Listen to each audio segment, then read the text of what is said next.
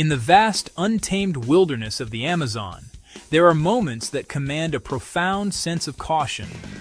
Why do even the most seasoned explorers, the ones who have dedicated their lives to charting the unknown, often choose to keep their distance?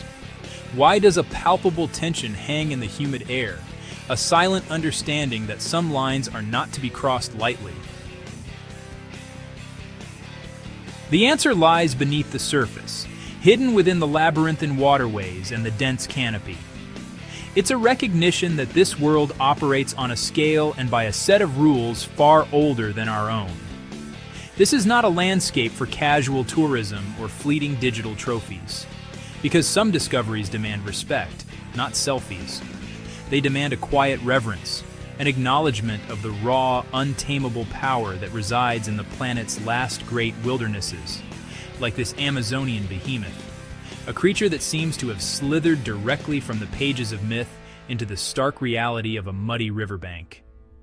The encounter occurred during the filming of the National Geographic series Pole to Pole with Will Smith in the remote depths of Ecuador. A production team, accompanied by a group of leading scientists, ventured into a region rarely seen by outsiders. Their mission was twofold: to document the incredible biodiversity of this pristine ecosystem and to collaborate with the Waorani people, the ancestral guardians of this land.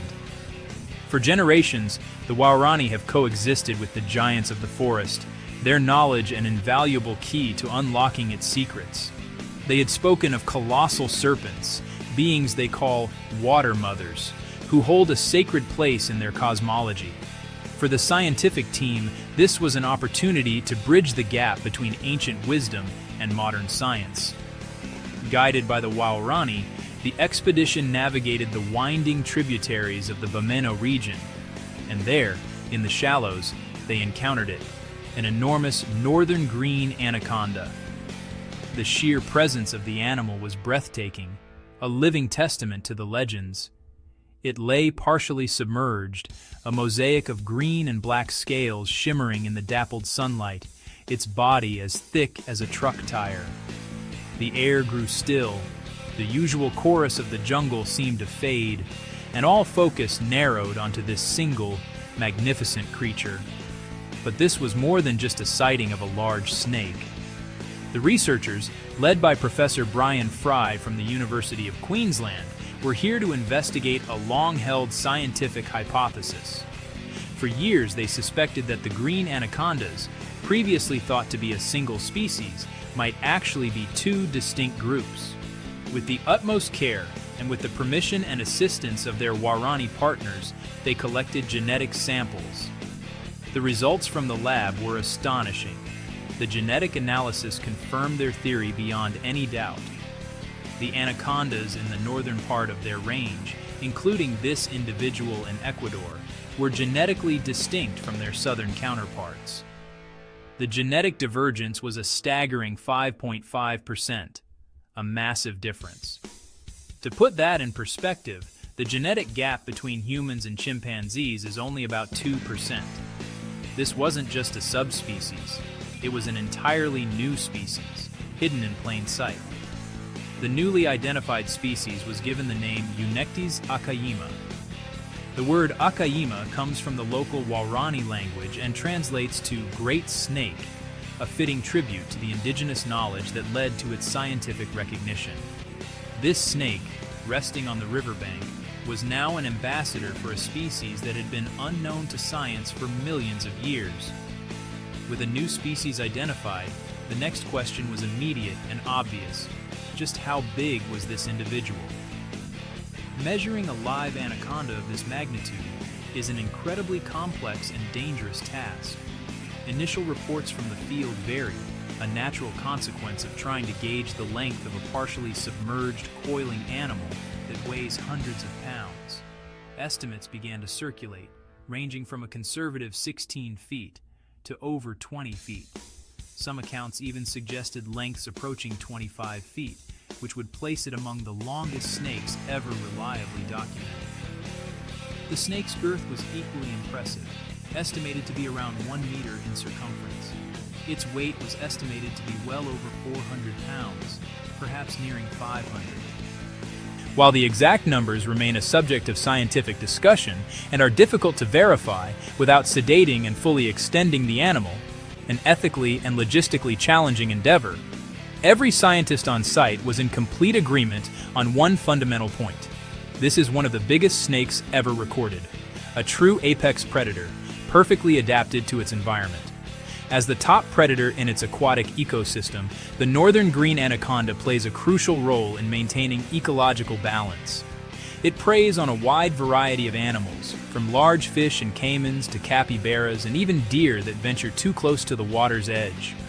Its presence is an indicator of a healthy, thriving river system, one capable of supporting life at every level of the food chain. Anacondas are masters of ambush. They spend most of their lives in or near water, their eyes and nostrils positioned on top of their heads, allowing them to remain almost completely submerged while they wait for unsuspecting prey. They are not venomous. Instead, they are constrictors, using their immense muscular bodies to coil around their prey and subdue it with overwhelming force. An animal of this size is a formidable hunter, the undisputed king of its domain. Its existence shapes the behavior of every other creature that shares its habitat. This monumental discovery would have been impossible without the power of indigenous knowledge. For centuries, the Waorani people have lived alongside these giant snakes. They understand their habits, their territories, and their spiritual significance. They knew there were different types of anacondas long before genetic sequencing could prove it. Their oral traditions contained the data that science was only just beginning to collect. This collaboration highlights a critical shift in modern exploration. The recognition that indigenous communities are not just guides, but essential scientific partners and stewards of the world's most vital ecosystems. The ethical considerations of this encounter were paramount. The team's approach was guided by a principle of minimal disturbance. Every action was taken with the snake's welfare in mind. There was no attempt to capture or restrain the animal beyond what was absolutely necessary for collecting a small, vital genetic sample. This respect for the animal is a reflection of the Waorani worldview, where the great snake is a sacred being, not a monster to be conquered. It's a lesson in how to conduct research in a way that honors the subject and its environment.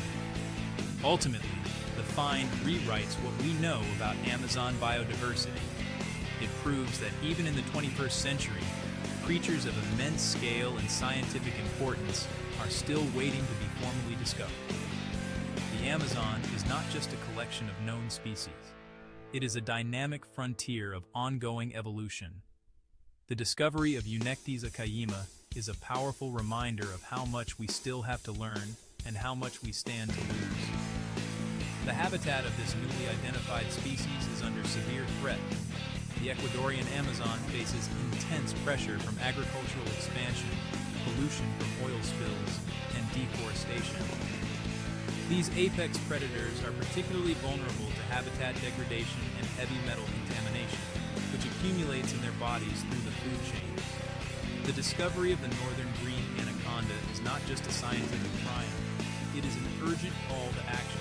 Protecting this magnificent species means protecting the entire ecosystem it depends on. As the team retreated, leaving the great snake in peace, the encounter left an indelible mark.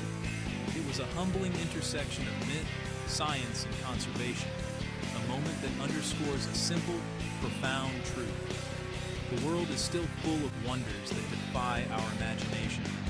The greatest discoveries are not those we conquer, but those we learn to respect. Respect the wild, and keep watching,